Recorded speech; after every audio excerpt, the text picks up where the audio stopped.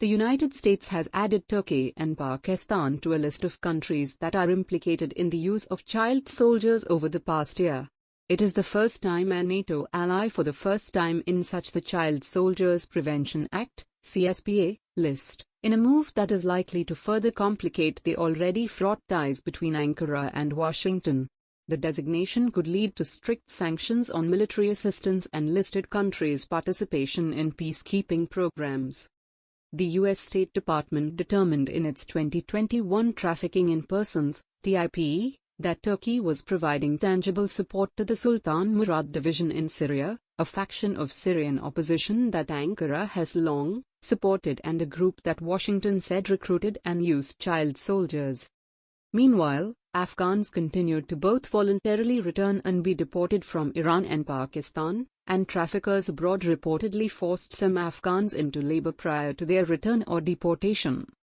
In a briefing call with reporters, a senior State Department official also made a reference to the use of child soldiers in Libya, saying Washington was hoping to work with Ankara on the issue to address it. With respect to Turkey in particular, this is the first time a NATO member has been listed in the Child Soldier Prevention Act list, the State Department official said. As a respected regional leader and member of NATO, Turkey has the opportunity to address this issue, the recruitment and use of child soldiers in Syria and Libya, she said.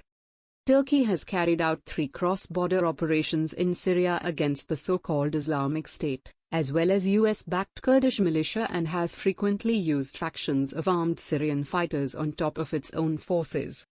Some of these groups have been accused by human rights groups and the United Nations of indiscriminately attacking civilians and carrying out kidnappings and lootings.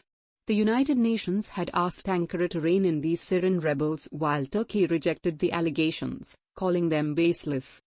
Turkey, through proxies and its own armed forces, has also been involved in the Libyan conflict. Ankara's support has helped the Tripoli-based government reverse a 14-month assault from eastern forces backed by Egypt and Russia. Governments placed on this list are subject to restrictions, according to the State Department report, on certain security assistance and commercial licensing of military equipment, absent a presidential waiver.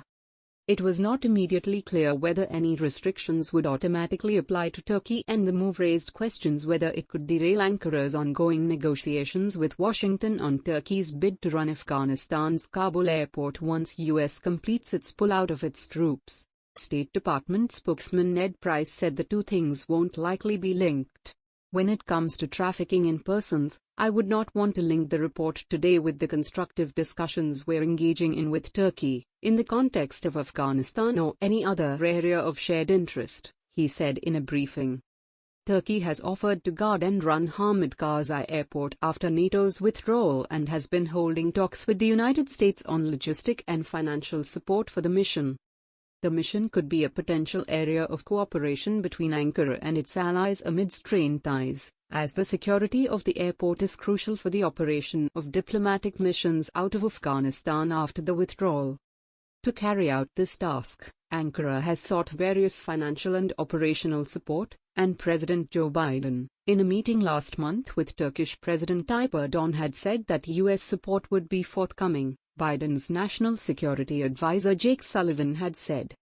Price described Turkey as a very constructive and very helpful partner when it comes to Afghanistan, and added that Washington could have more to say on the implications.